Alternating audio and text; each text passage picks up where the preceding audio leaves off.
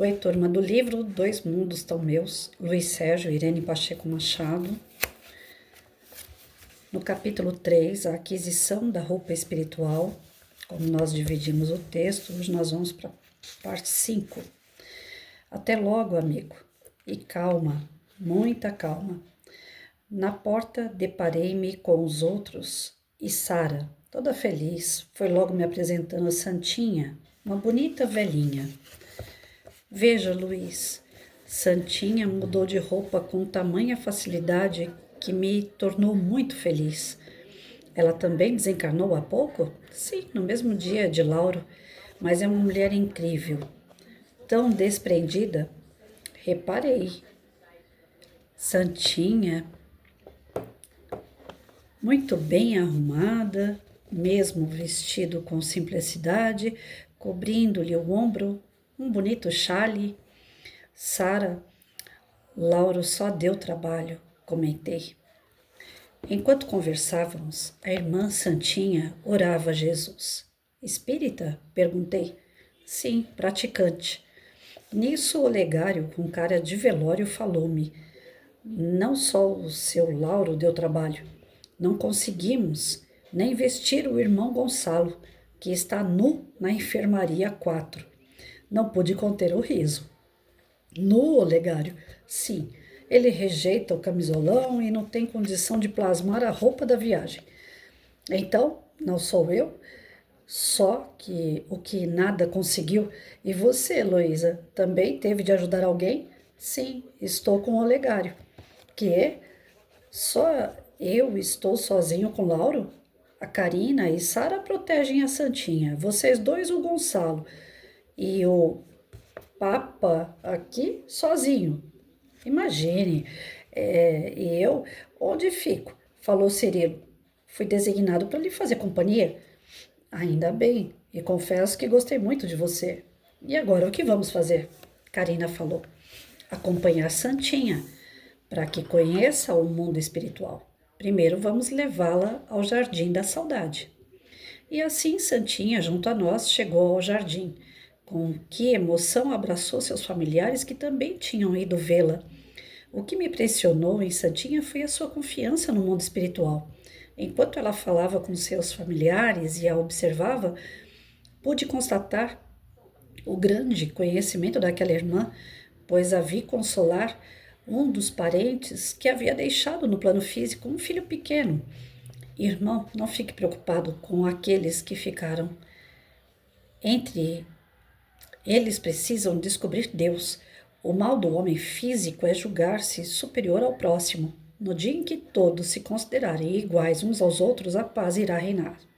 Depois desse encontro, Santinha despediu-se dos parentes e juntou-se a nós. Fui logo perguntando: como foi sua última encarnação? Muito solícita, desembaraçada, foi narrando. Eu e meu marido Celso e meus 3 filhos, Maria Rita, Eugênia e Laerte, vivíamos felizes como qualquer família da classe média. Maria Rita é médica, Laerte dentista e Eugênia é engenheira, todos já casados. Celso não professava a doutrina espírita, assim como meus filhos, único ponto de discórdia na família. Todos me chamavam de fanática, mas mesmo os contrariando, não faltava a costurinha do centro. E a entrega de alimentos à população carente. Quando aniversariava, transformava todo o dinheiro que ganhava em roupas para as gestantes pobres.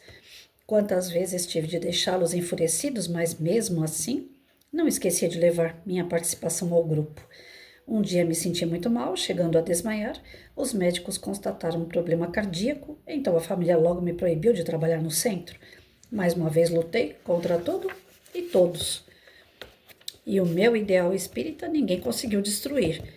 Vivi a minha vida de antes, levando sempre o auxílio ao meu próximo. Certa noite, lá pelas 2 horas da madrugada, acordei sufocada, levei as mãos à garganta e me senti como se estivesse partida ao meio. Um barulho infernal, como se fosse um ciclone, me projetava para fora da veste física e me vi pairando no ar. Buscava, desesperada, algo em que me segurar. Aí minha fé me salvou. Senti que Jesus me segurava a mão, uma claridade me deu boas-vindas. Abri mais os olhos, como se desejando enxergar melhor, mas nada via, a não ser uma luz intensa. Nisso avistei meu velho pai Sebastião. Abracei-me a ele, tentando compreender o que se passava. Papai, então, desencarnei. O que faço? Primeiro liberte-se do antigo corpo e busque socorro. Ocorreu então uma nova sucção, como se de repente eu me projetasse em um novo vácuo. Só que nesse instante fui adormecendo devagar, pensei, estou morrendo, os espíritos estão errados, a morte existe. Não sei quanto tempo se passou, quando voltei a mim estava deitada em simples maca de onde podia assistir ao meu funeral. Uma jovem enfermeira me dava assistência. Por que tenho que ficar deitada? Não posso aproximar-me dos meus familiares? Perguntei. Poder, a irmã pode, mas não é prudente. Vamos esperar mais um pouco. Pude ver meu corpo ali, todo florido, continuou Santinha, vestido com meu belo traje azul, tendo no ombro este chale espanhol, presente de minha avó. Sorri contente e agradecida à minha família. O que me entristeceu foi que ela não respeitou a minha crença. Chamaram padre e acenderam velas, mas o todo me agradou. Sem perguntar à enfermeira, coloquei-me de pé e passei a analisar todo o corpo que eu deixava. Orei a Deus, agradecendo por ter um dia confiado em mim e me colocado junto a tantas pessoas que passaram pela minha vida, principalmente pelos familiares. Notei algo estranho, um fio verde ainda me mantinha ligado àquele corpo inerte. Tentei desvencilhar-me, mas que nada. Ele parecia um pedaço do meu novo corpo, ou melhor, do corpo que hoje me serve. Comecei a orar a Jesus, pedindo esclarecimento, quando percebi que a equipe do desencarne ainda recolhia do meu corpo físico os elementos que mantiveram no plano material. Aproximei-me do Dr. Alexandre e lhe perguntei: até quando, Senhor, ainda ficarei presa a esse corpo? Irmã, já não estás presa. Como não estou? E esse cordão que parte de mim até o corpo físico? Se olhares bem, verás que não é um cordão, mas vários deles. Mas também, se olhares atentamente, perceberás que já não estão todos mais ligados. Fixei-os com atenção e pude notar que ele tinha razão. Aqueles cordões coloridos faziam parte do corpo que eu ocupava agora, mas ainda buscava o corpo inerte. Por que essa estranha atração? Não te esqueças de que eles viveram muitos anos juntos e, quando separados, demoram ainda um bom tempo para se verem distantes. Confesso que não estava compreendendo quando a enfermeira me explicou. Recorde, irmã, que o umbigo do bebê leva de 3 a 4 dias ou mais para cair. Esses fios não são mais do que o cordão umbilical. O que se torna preciso é que a irmã os esqueça. Cerrei meus olhos e coloquei o coração nas mãos de Jesus. Não foi agradável o meu velório, achei-o até inútil. Mas diz o departamento do desencarne que torna-se necessárias essas horas após a morte antes de ser colocado o corpo no túmulo. A enfermeira, vendo-me cansada, levou-me de volta à maca e adormeci outra vez. Só acordando numa casa espírita cuja enfermaria estava lotada de pessoas iguais a mim, recém-desencarnadas, indaguei a um encarregado. Onde estou? Numa casa socorrista. Logo iniciou-se o trabalho mediúnico, leitura do livro doutrinário, depois o evangelho. Novamente me levaram até junto do médium que iria prestar-me assistência. Colocada bem às suas costas, comecei a receber uma energia diferente do meu corpo perispiritual. Tive uma vontade louca de falar, dizer alguma coisa, contar àquele grupo espírita o que estava acontecendo. Porém, para surpresa minha, do duplo etérico do médium saiu uma luz que me pareceu cauterizar aqueles fios que eu havia visto buscando o meu corpo físico. Abri bem os olhos e percebi que os fluidos daqueles corpos encarnados levavam os fios energéticos do meu corpo a buscar um abrigo no próprio corpo. Assemelhava-se a uma espiral de fios levados pela energia física. Quando encarnada, não conhecia um grupo igual àquele, mas eu louvei e agradeci a Deus porque no momento em que os cordões voltaram à sua casa de origem, o meu perispírito senti grande paz interior e me vi distante, muito distante da sensação da carne. Antes, todos os minutos, por mais que eu forçasse a mente a esquecer o físico, eu sentia falta de ar e um pouco de desespero. Fitei o médium que me socorreu e orei por ele, principalmente quando a maca me levou de volta à enfermaria. Eu era agora outra mulher, completamente livre da matéria. Aquele grupo mediúnico muito havia ajudado meu espírito. Santinha explicou-nos então como se processou a volta dos fios ao corpo. Tentarei reproduzir para o seu melhor entendimento, leitor. Os fios, antes assim, foram se enrolando desta forma, fortalecendo os campos de força antes enfraquecidos pela separação do corpo espiritual e corpo físico. Eu vou tentar mostrar para vocês a figura aqui. Minha mão tá hiper mega gelada, tá duro de pegar o livro, mas vamos lá. Olha aí. Os fios eram soltinhos, né? E depois eles foram enrolando e voltando pro perispírito dela, dando aí um equilíbrio espiritual à Santinha, né? E esses fios, eles estão ligados no coronário, né? Aqui nessa parte da nossa cabeça, na testa, aqui na garganta, coração e um pouquinho para baixo do coração. Então, são onde os principais fios estão localizados. Continuou Santinha. Dali fui transportada para esse hospital onde Sara e Karina vieram buscar-me. E você, como se viu novamente com suas roupas? Aqui eu explico, falou Karina. Quando convidamos Santinha a sair do leito, ela o fez com muita naturalidade, perguntando: posso acompanhá-las vestida assim, com essa camisola? Falamos que não. Antes iríamos até a lavanderia para que trocasse suas roupas. Quando lá chegamos, mostramos o armário e ela, com muita naturalidade, abriu e logo se apresentou vestida. Suas roupas estavam limpas. Nós nem a vimos, falou Sara. Santinha retirou-as de seu armário com tal facilidade como se já conhecesse o seu guarda-roupa de número 89. O que a levou a buscar suas roupas tão naturalmente, enquanto outros espíritos só encontram sujeiras no armário? Indaguei. Ela, sorrindo, respondeu. Quando abri o armário, procurei somente as minhas vestes e não o passado. Ao chegar à lavanderia, eu só desejava seguir Karina e Sara. Preciso trabalhar, chega de ficar parada, pensava. Minhas roupas não eram o ponto importante. A importância encontrava-se nas irmãs que acreditavam em mim. Se minhas roupas estivessem feias, eu nem me assustaria. Tudo para mim corre naturalmente, principalmente as coisas fúteis. Irmã, posso beijá-la? Como não, Luiz? Mas quero 2 beijos. Sempre desejei conhecê-lo. E agora para onde vamos? Perguntei Karina. Cirilo respondeu-me. Vamos ao departamento do trabalho para que Santinha seja encaminhada a alguma ocupação. Como temos algumas horas para o descanso, vejo vocês mais tarde. Até já, falei, retirando-me. Então, veja bem a diferença, né, entre Laura e Santinha. Laura ali, né, o Laura, Patrícia, apegado à matéria, descrente, voltando ao seu armário, que na verdade é o túmulo para pegar a sua vestimenta, que ele vai plasmar isso, vai materializar de acordo com a sua vontade e o seu mérito, né?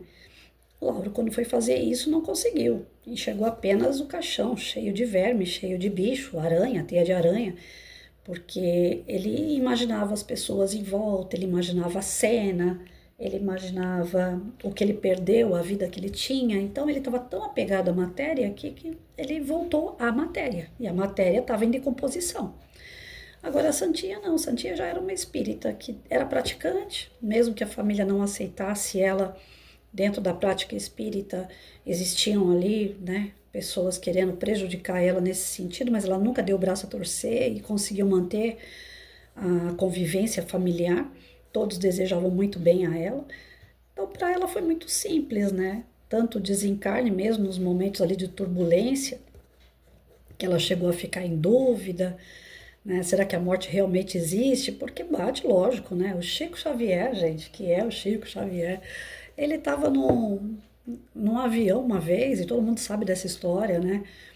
E o avião começou a dar, né, pane e fazer barulho, e o Chico desesperado junto com todo mundo gritando, eu vou morrer. O Chico começou a gritar também, e O Emmanuel encostou nele e falou assim, mas por que você tá gritando? Ué, porque tá todo mundo gritando, nós vamos morrer, né? E aí o Emmanuel falou assim, então, mas se você morrer, podia morrer pelo menos educado, né, Chico?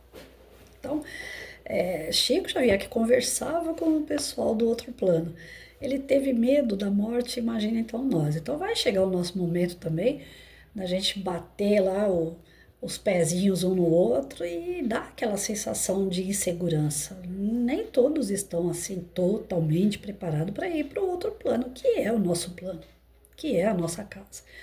Na verdade, a gente vem para a Terra e acaba achando que aqui é o nosso cantinho. E aí a gente ainda cresce, né, com religiosidades dizendo o tempo todo que a morte existe, né, que é necessário acender vela pro defunto para clarear a estrada dele, né, a jornada dele, a nova jornada dele, mas na verdade ou é céu ou é inferno. Então aqueles dogmas, aquele monte de coisa que é colocado na cabeça da gente de que a morte existe, por mais que a gente se torne espírita no decorrer do caminho, tem coisas que ficam lá dentro e é difícil tirar, muito difícil. Criar raiz mesmo. E nós não estamos encarnados dessa única vez. Quantas vezes nós já passamos pelos dogmas de outras religiões? Isso lá no nosso subconsciente pesa muito na hora do desencarne. A gente pode passar a vida inteira falando que acredita na vida após a morte. Na hora da morte ali, na hora do desencarne, a gente sempre fica naquela, para onde é que eu vou? O que é que eu estou fazendo aqui? Quem é que vai me ajudar? A insegurança faz parte. E ela, por mais esclarecida que fosse, ela também teve esse momento aí de insegurança, mas muito pouco, porque ela era bem esclarecida e uma trabalhadora da casa espírita, né? Ativa na casa espírita. Ela poderia ser ativa na igreja católica, ela poderia ser ativa também numa igreja evangélica. Não é porque ela era espírita que ela foi bem na fita, não. É porque ela era boa. É porque ela não criava atritos, né? Os atritos que eram criados por conta da sua religião, ela tentava relevar, ela tentava equilibrar. E no trabalho da doutrina espírita, ela não falhou, mesmo ela doente, ela se aplicou. Ela poderia ter feito isso em qualquer outra religião.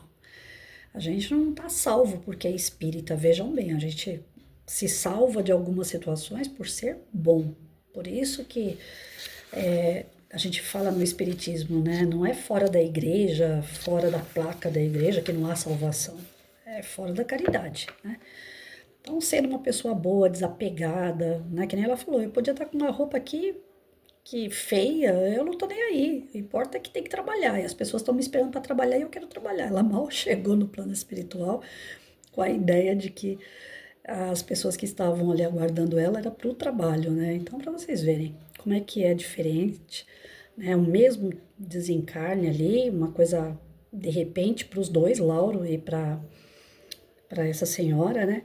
E de qualquer forma, todos os dois, né, têm família, todos os dois tiveram velório, só que da Santinha foi algo assim que ela ainda achou ruim, né? Que colocaram vela, que ela ainda achava que não era necessário nada disso. Eu enterrei pai e mãe sem, e o meu marido sem essa questão de vela. Eu não coloquei vela também não. Não é por uma questão de falar, não, eu sou espírita não acredita em vela.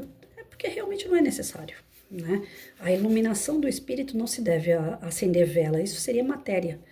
O espírito está na pátria espiritual e lá não precisa de vela, o que ele precisa é de oração. Então todos nós temos que estar cientes disso. O mais importante dentro de algum evento como esse, né, de velório, de enterro, se apeguem muito às orações. Isso daí o espírito precisa e precisa muito.